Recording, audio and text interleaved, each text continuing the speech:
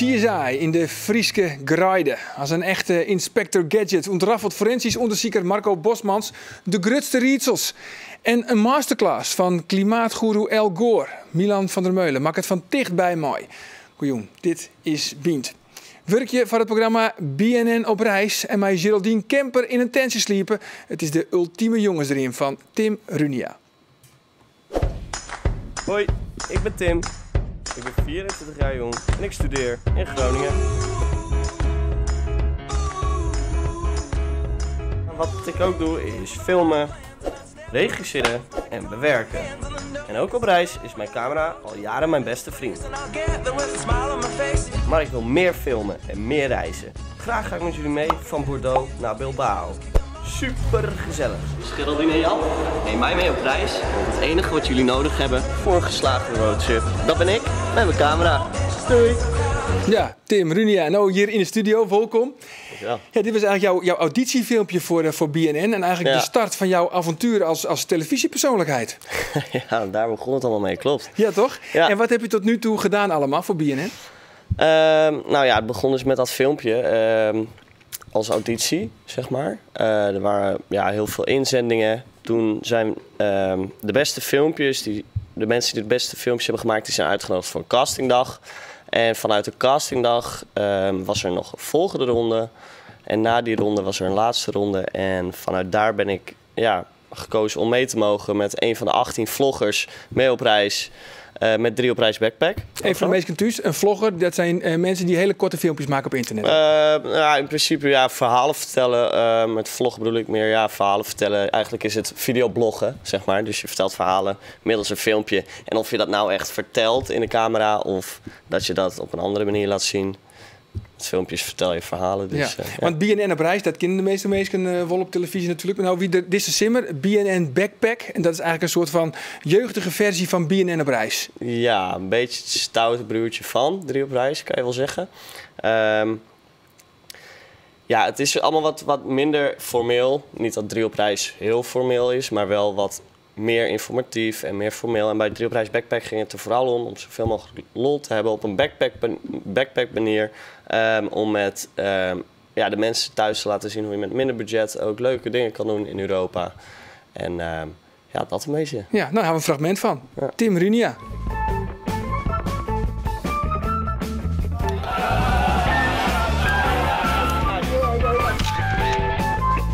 Hier een ride.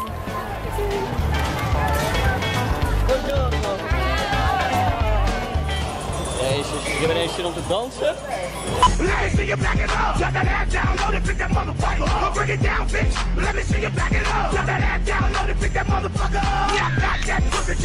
Ja, dit is dus van het simmen wie dit, Tim.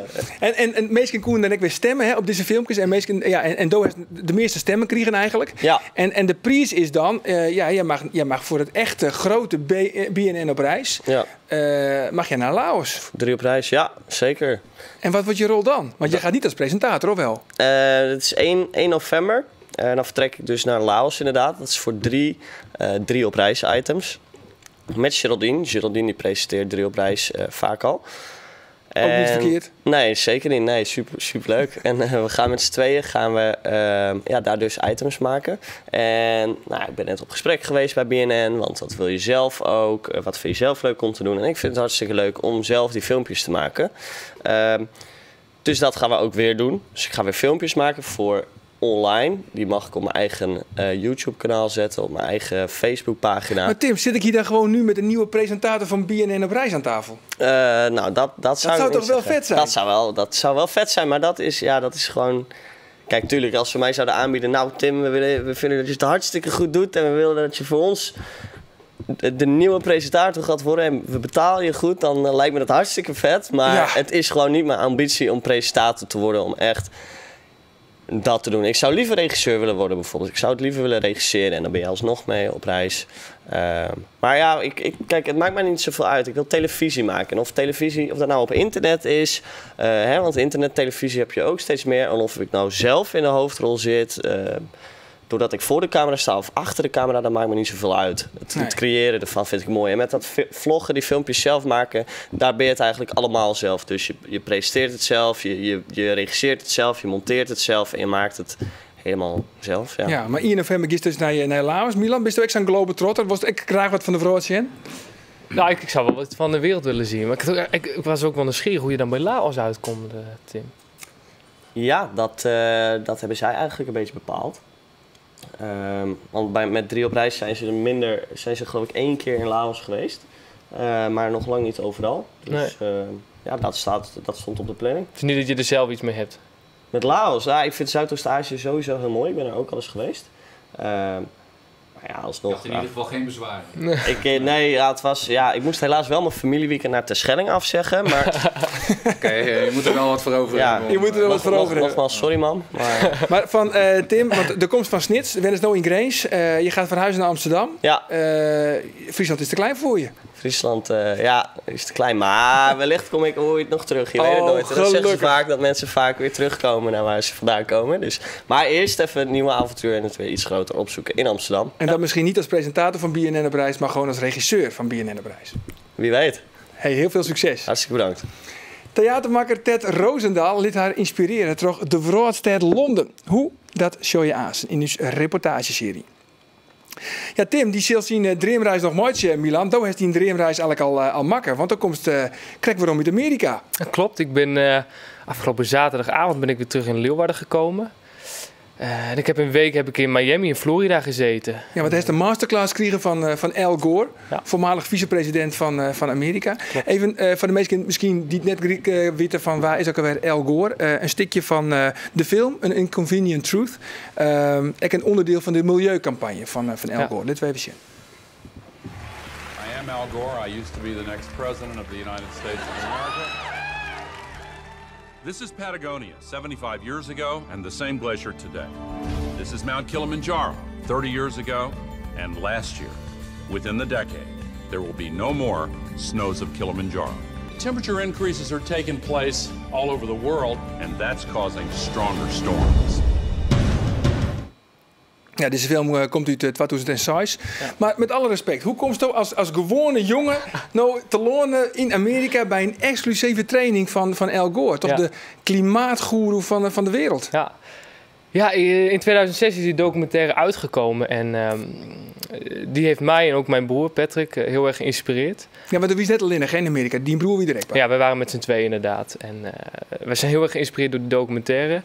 En uiteindelijk heeft Patrick ook vanuit zijn studie heeft hij besloten om een onderneming op te starten. Een eigen bedrijf, Eni.nl. Dus wij zitten in de wereld van de zonne-energie. Maar die inspiratie die we toen hebben gekregen, die hebben we nooit losgelaten. En we willen echt die verdieping, die wilden wij nog maken.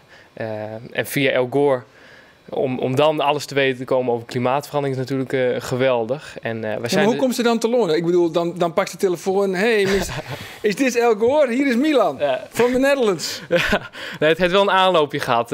Ik ben via een jongen uit Canada in contact gekomen.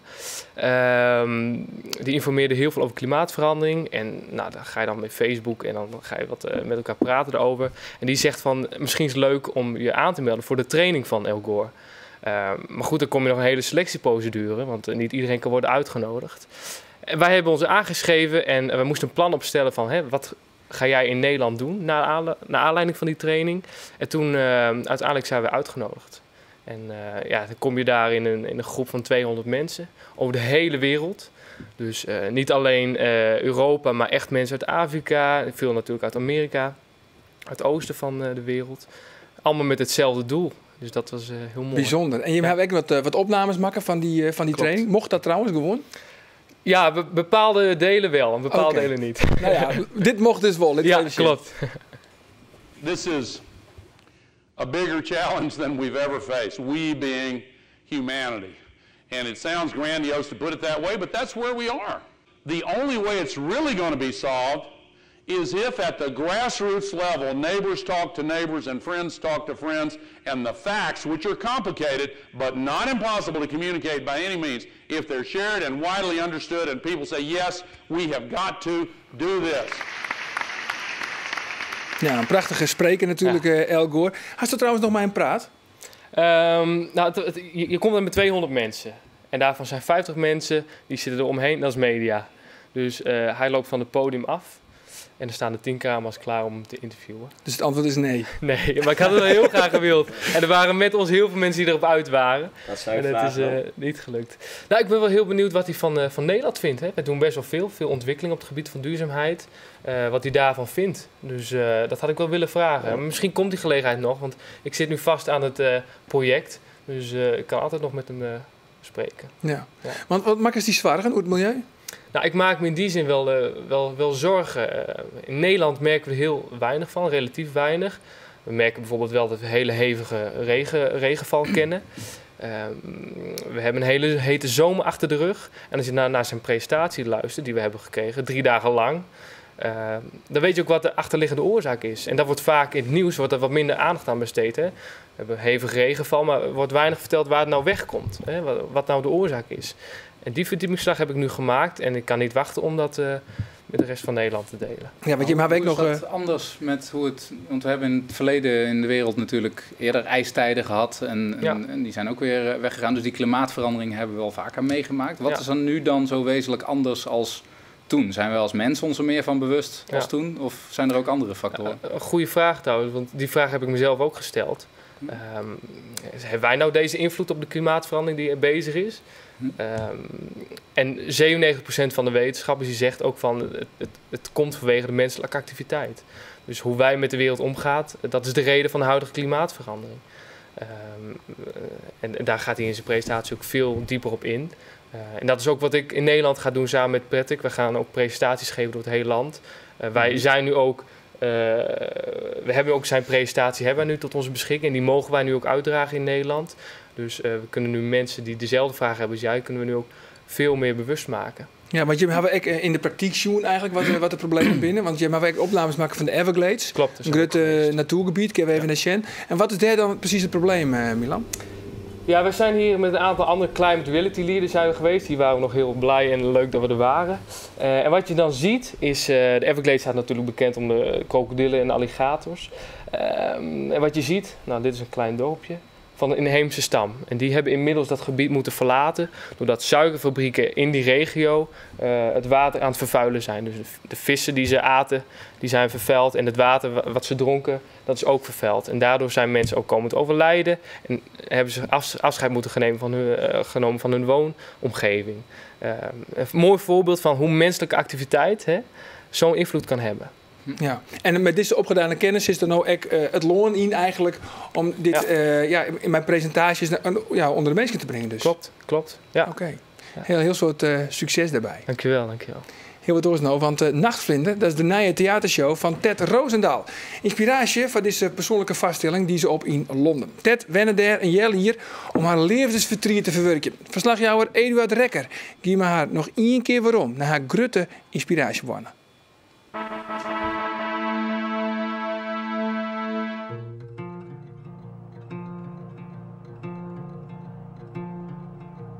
Nice to meet you, baby.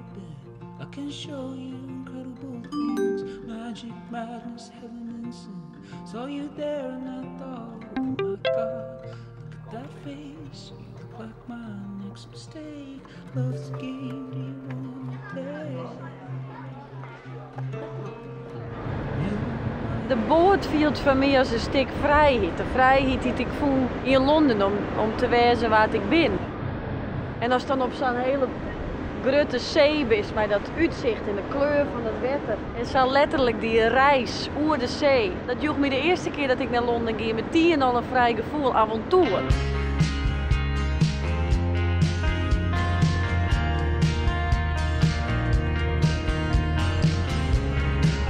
Precies, dat de jongens daar eventjes een klein beetje kunnen filmen van jouw studio. Dat is natuurlijk wel leuk. Ja, leuk. Vind ik ook, Marcel. Nou, dan zien we elkaar in ieder geval morgen. Oké, tot morgen. Doei! Ik zet even wat licht aan. Nou, hier ga ik dus Scoffed Valley in Londen. You can see, home.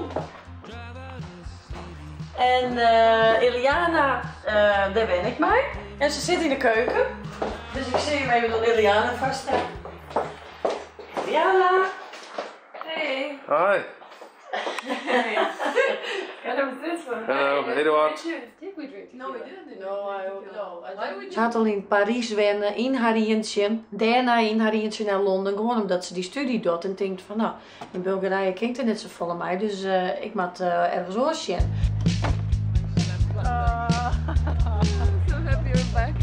Dat vond ik heel inspirerend. Dat ik dacht dat ze een jonge vrouw is en haar zoveel moed. Dus dat zei ik heel vaak tegen haar. Dat ik haar zo'n sterke vrouw vond.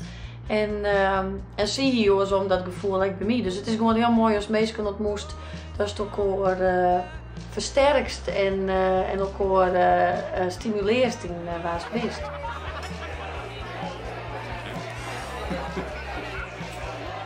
De première van Nachtvlinder is woensdag 11 november in de Lawaai. Morgen deel 2 van onze regeoer Ted Roosendaal.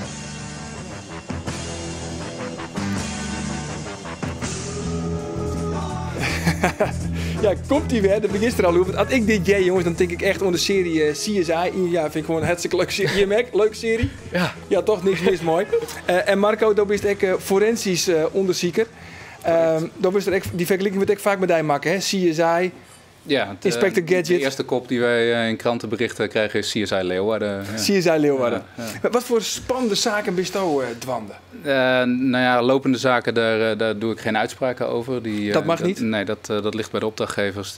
Dat valt onder de privacy van de cliënten en van de opdrachtgever zelf. Dus daar doen we geen uitspraken over. Maar zaken die eenmaal tot uiting zijn gekomen, die in de jurisprudentie zijn opgenomen, daar kan ik wel wat over zeggen. Nou, doe even een hele spectaculaire zaak. Nou, de mooiste die we vorige week, waar we vorige week bericht van hebben gekregen, is een zaak van Copus Losé in Breda. Grote zaak? Dat is een grote zaak. Dat ging om een verdenking van een moord op zijn schoonzoon.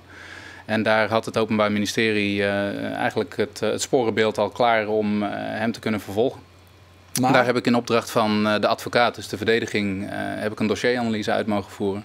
En op basis van die dossieranalyse is de verdenking nu komen te vervallen en kan hij op dat front in ieder geval niet vervolgd worden. Ja, dus dat is een hele grote omslag. Ja, een enorme omslag. Ja. Maar dan komt dus de advocaat van de verdachte, die komt dus bij jou. En waar begin je dan?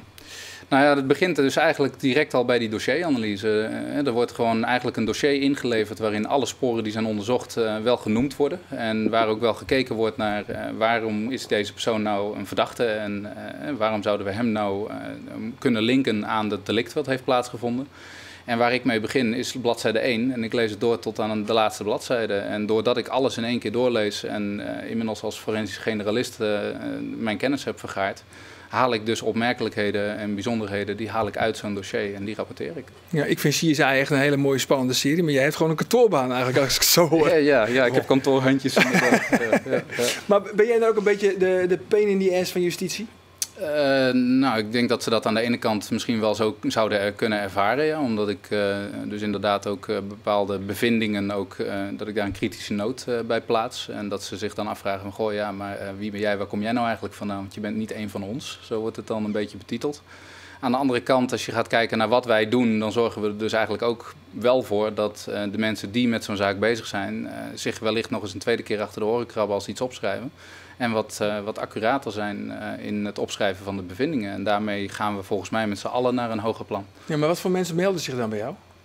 De voornaamste mensen die zich bij ons melden zijn advocaten, banken, gerechtsdeurwaarders, verzekeringsmaatschappijen. Dat maar je zit hier in, maar ook wel zware jongens toch? Want jullie zitten hier in Leeuwarden en jullie hebben geloof ik de dikste deur van heel Leeuwarden. We hebben een hele dikke deur, een hele dus dikke houten deur. Dat is met reden. Dat is wel met reden. Ja. Want? Ja. Nou ja, goed, kijk, we doen ook onderzoeken voor mensen die er niet blij mee zijn dat wij bepaalde feiten naar boven halen. En die mensen die willen nog wel eens hun gelijk komen halen. Ja. En dan zijn ze van harte welkom als ze dat op een gepaste manier doen. En als ze dat niet doen, dan staan ze voor die dikke deur. Altijd handig, zo'n dikke deur. Klinkt spannend, jongens. Ja, zeker. Ja, toch? Ja.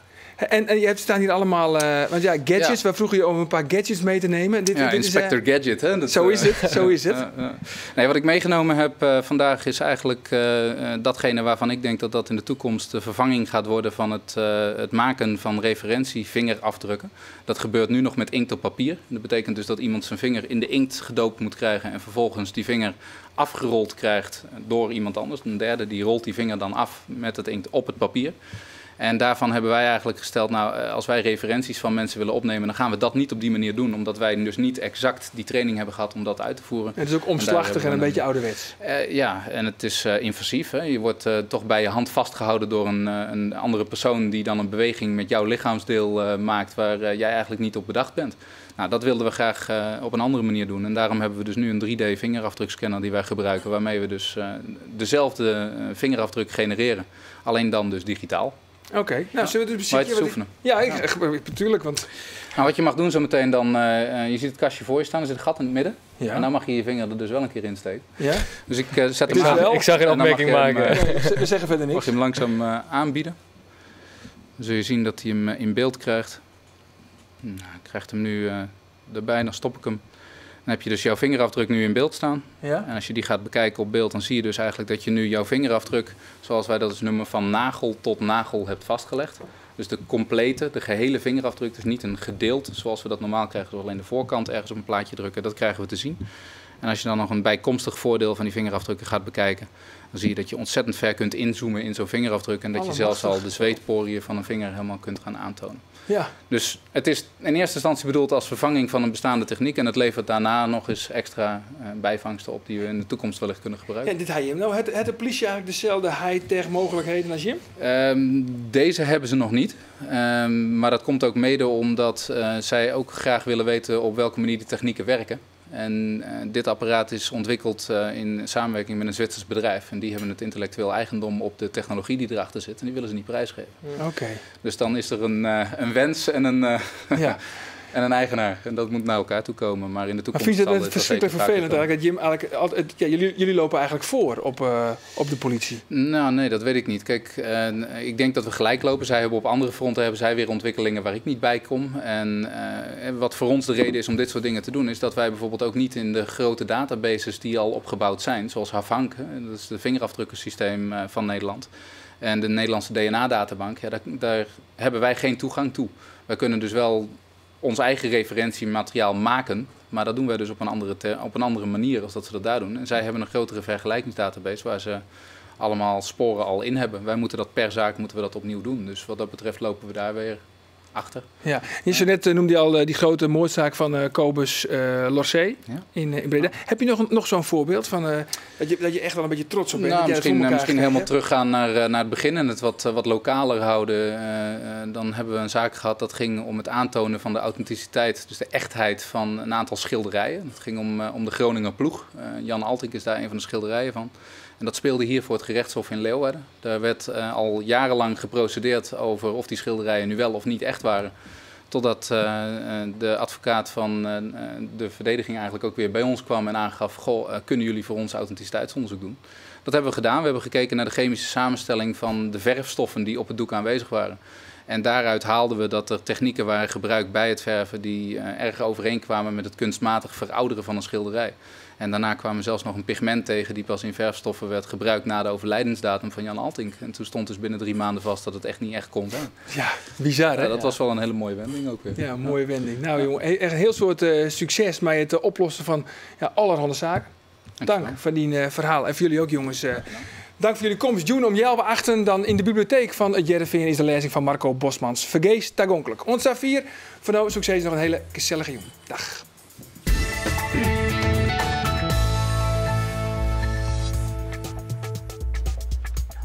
Pas op de mond zitten.